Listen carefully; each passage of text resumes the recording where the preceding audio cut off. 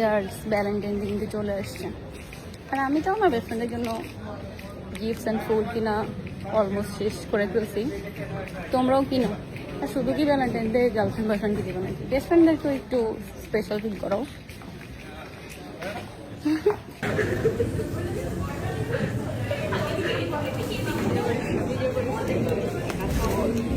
বুঝছোরা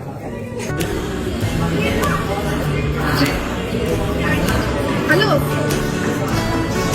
ভালো লেগেছে?